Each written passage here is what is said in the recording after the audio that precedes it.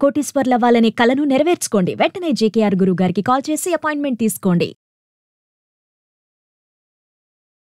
నమస్తే రమగారు. నమస్తే జయ. రమగారు, కొన్ని సమయాల్లో కొన్ని పనులు చేయకూడదు అని వింటుంటాం. సాయంత్రం గురించి మాట్లాడుకుందాం. సాయంత్రం పూట అలాగే దీపాలు పెట్టేటప్పుడు కొన్ని పనులు చేయకూడదు అంటుంటారండి. చాలా ముఖ్యమైన విషయాలు కొన్ని. అవునా? అంటే ఇది వరకు జయ, ఇది ఈ కాలానికి ఉపయోగపడుతుందో పడవచ్చో చెప్పలేను నేను.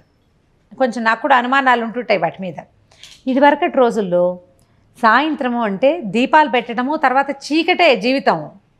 ఒట్టి దీపాలతోటి గూట్లో ముద్ద, గూట్లో దీపం, నోట్లో ముద్ద, తిని పడుకోవటమే. చీకటి పడ్డాక కొన్ని పనులు చేస్తే ఏమీ కనపడదు, వస్తువు వేస్టు, ఆ టైం కలిసి రాదు మనకి. అందుకని కొన్ని అసలు చేయనేకూడదు అనేవాళ్ళు. చేయకూడదు. అవి క్రమంగా మనకి ఎట్లా అయిందంటే అది సాయంకాలం చేయకూడని నియమంగా వచ్చేసింది. మనం దాన్ని అలవర్చుకుని ఉన్నాం. పెద్దవాళ్ళు చెప్తారు, ఏ సాయంత్రం పూట చేయబాక, ఏమిటి అసురు సంధ్య వేళ అంటారు. అసురు సంధ్య వేళ చేయకూడదు. చీకటి పడేటప్పుడు కొన్ని పనులు చేయకూడదు. మనకి అది అట్లా బ్రెయిన్లో ఫిక్స్ అయిపోయి ఉన్నాయి. అంటే అప్పటి కాలానికి అనుగుణంగా చెప్పిన మాటలు అంటారు. ఎక్కువ భాగం కాలానుగుణంగా చెప్పినవే. దాన్ని ఆ కాలానుగుణంగా చెప్పే విషయాన్ని ఎట్లా చెప్తారు? దాన్ని ఇప్పుడు అమ్మాయి అలా చేసుకోబోక అంటే నీకు నచ్చదు, నీకు డబ్బులు రావు అలా చేసావంటే అనగానే టక్కని కాళ్ళు ఊపేవాళ్ళు ఆపేస్తారు చూడు. అవునవును కదా. దీనివల్ల అనారోగ్యం వస్తుందని కానీ, ధనం పోతుందని కానీ, లేదా ధనం వస్తుందని కానీ చెప్పామనుకో, అప్పుడు ఖచ్చితంగా వింటారు. ఫాలో వినిపించటం కోసం కొన్ని ఖచ్చితమైన పద్ధతులు ఏర్పరిచారు. అందులో సాయంకాలం కసు ఊడ్చకూడదు, ఇల్లు ఊడకూడదు. ఇప్పుడు ఎట్లా పెందరాళే, దీపాలు పెట్టకముందే ఇల్లు ఊడ్చేసుకోవాలి, దీపాలు పెట్టాక ఇల్లు ఊడకూడదు. దీనికి పాయింట్లు చూద్దాం ఎందుకు అని. వాకిళ్ళు ఇల్లు దీపాలు పెట్టాక ఊడ్చామనుకో, కసు ఎట్టిపోయిందో ఏమైందో మనకేమైనా కనపడుతుందో చూసుకోకుండా హాల్ మధ్యలో పెట్టి దాన్నే తొక్కుంటాం మనం. అవును. ఏ వస్తువు ఏదైనా పొద్దున్నే బంగారపు వస్తువు ఏదైనా చిన్నది చేయి జారిపడింది అనుకో మన ఇంట్లో, మనం ఈ ఊడ్చేటప్పుడు కొంచెం చీకటి పడ్డాక ఊడిస్తే ఒళ్ళేం తెలుస్తుంది, అది ఏ మూలకు పోతుంది, వస్తువు పోతుంది. అందుకని వెళ్తురుండగా చెయ్యాలి ఆ పనులు. అందుకని ఇది మొదలుపెట్టారు. దీనికి ఏమని చెప్తారో తెలుసా? లక్ష్మీదేవి వెళ్ళిపోతుంది. కరెక్ట్. అంటే టకీమని చేస్తాం ఆ పని, ఇంకా ఇది ఊడవకుండా ఉంటాం. ఊడవకూడదు. మనకి సాయంకాలం చేయకూడని పనులు ఇవి. ఇదొకటి. తర్వాత అది తలకాయ దువ్వుకోకూడదు, తల దువ్వుకోకూడదు. దువ్వుతావు నువ్వు సాయంకాలం కరకరా దువ్వేస్తావు, నీ ఒంటి మీద కొంత హెయిర్ పడుతుంది, నేల మీద కొంత పడుతుంది, చుట్టుపక్కల ఏమైనా కుర్చీలు సోఫాలు ఇప్పుడు అన్నీ అవే కదా మన ఇళ్లలో, వాటిలో ఎక్కడేవో పడతాయి, హెయిర్ కనపడదు. నువ్వు అది తినేటప్పుడు కంచంలోకి వస్తే, ఏ చంటి బిడ్డ ఉండి దాన్ని వాడి మొహం మీద పడితే, నీ నెత్తిలో పేలుంటాయి, అవి కూడా ఒంటి మీద పడతాయి కదా. అవును కదా, ఒంటి మీద పడతాయి, చికాకు. అందుకని చీకటి పడ్డాక చేస్తే లక్ష్మీదేవి వెళ్ళిపోతుంది. జాగ్రత్త అయిందా. దీని తర్వాత దీపాలు పెట్టారు. సాయంకాలం అయ్యాక కొంతమంది లైట్ అలాగే చీకట్లో ఉంటారు. ఎప్పుడో అవసరమైతే కానీ వేసుకోవాలి. ఇట్లా సంధ్యా సమయం అవ్వగానే ఇలా దీపం వేసుకోవాలి, లైట్ వేసుకోవాలి. దీపాలు వెలిగించి పెట్టుకుంటే కొంచెం ఇళ్ళు బాగుంటాయి. ఏదైనా చాట్మాటన ఎవరైనా మనుషులు వచ్చినా మనకి కనపడుతుంది. ఈ రెండు మెయిన్గా చెప్తారు. దీంతోపాటు సంధ్య వేళ పడుకోకూడదు. ఈ ఆఫీసుల నుంచి, స్కూళ్ళ నుంచి, కాలేజీల నుంచి వస్తారు, 5:20 వచ్చి ఆ సోఫాలకు అడ్డం పడిపోతారు. అవునండి, అలా నిద్రపోతారు.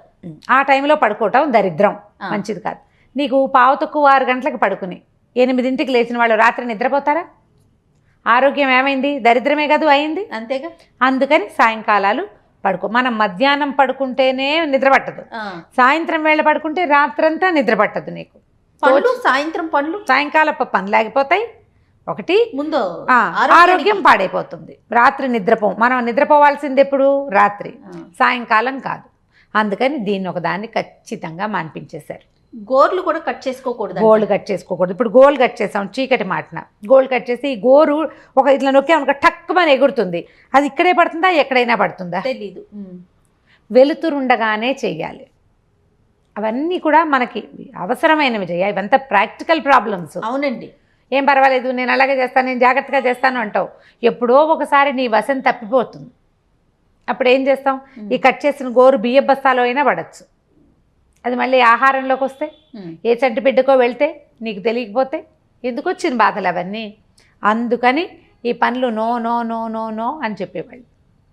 సాయంత్రం పూట అన్నం తింటాం, అసురు సంధ్య వేళ అన్నం తినకూడదు. రాక్షసులు తింటారు. రాక్షస భోజనం అని చెప్తారు. చీకటి పడ్డాక తినాలి. సమయం 6:30 7 గంటలకి కరెక్ట్గా అక్కడ సంధ్య అవుతుండగా నువ్వు ఇక్కడ కంచం పెట్టుకోకూడదు. సంధ్యాకాలం చేయవలసింది ఏమిటి? దీపాలు పెట్టుకోవటం, దైవ నమస్కారం, ఏదైనా మంచి మాట వినటం, అవి ముఖ్యమైనవి. అలా ఆ సమయంలో ఆ పని చేస్తే ఏమిటి నీకు మేలు జరుగుతుంది. అన్ని రకాలుగాను అన్ని రకాల మేళ్ళు జరుగుతాయి. నీ బతుకు ఒక నియమం ఏర్పడుతుంది, ఒక క్రమశిక్షణ ఉంటుంది మనకి. రమ్మగారు అందుకే కదా తదాస్తు దేవతలు ఉంటారు, సాయంత్రం వేళ తిరుగుతూ ఉంటారు. అందుకని ఏదో ఒకటి పిచ్చి మాటలు అరుపులు. ఇప్పుడు పోనీ సాయంకాలం వేళ పోట్లాడుకోకూడదు. అసురు సంధ్య వేళ పోట్లాట ఎందుకు? అసురు సంధ్య వేళ సాయంకాలాల వేళ కనుక పోట్లాడుకుంటే రాత్రి పోయిందా? డిస్టర్బ్ అయిపోట్లా. మనం సంసారంలో ఉంటే మొగుడు పెళ్ళాలకి పడి చావదు. సాయంత్రం పూట పోట్లాడుకుంటే రాత్రి ఎడమొహం పెడమొహంతో పడుకుంటారు. మామూలు వాళ్ళైతే ఆ దిగులతోటి ఆ విసుగుతోటి నిద్ర పట్టి చావదు. ఆరోగ్యం పాడవలా? అవును. నువ్వు ఏ విషయం తీసుకో, పెద్దవాళ్ళు చెప్పినవన్నీ మన మంచికే. మనం ఇలా ఒక పాయింట్ పెట్టుకుంటే, లేకపోతే భయపెట్టకపోతే నువ్వు వినవు కదా, అందుకు పెట్టారు. అందుకనే పెట్టారు. తర్వాత భార్యాభర్తలు కలవకూడదు, సంగమ నిషేధం ఉంటుంది సాయంకాలాలు. ఈ సమయంలో కనుక సంగమం జరిగితే పుట్టే సంతానం మంచిది పుట్టదని, రాక్షసులు పుడతారని చెప్తారు. రాక్షసులు పుడతారో పుట్టరో పక్కకు పెడితే నైట్ స్లీప్ డిస్టర్బెన్స్. పైగా సాయంకాలం వేళ గదిలోకి వెళ్ళి తలుపులు వేసుకుంటే చూసే వాళ్ళకి ఏమీ బాగుండదు. అమర్యాదకరమైన పద్ధతి. ఏ సమయంలో ఉండవలసింది ఆ సమయంలో ఉండాలి. నువ్వు పిల్లల ముందో పెద్దవాళ్ళ ముందో భార్యాభర్త ఒళ్ళో కూర్చోలేరు కదా, దానికి లోపలికి వెళ్ళాలా, ఏకాంతం కావాలా ఎంతో కొంత. నువ్వు సాయంకాలం పని వేళ నువ్వు ఆహారం తినవలసిన వేళ, దీపాలు పెట్టుకోవాల్సిన వేళ, సాయంకాలపు పనులు చేసుకోవాల్సిన వేళ అసలు దివా సంగమమే నిషిద్ధం.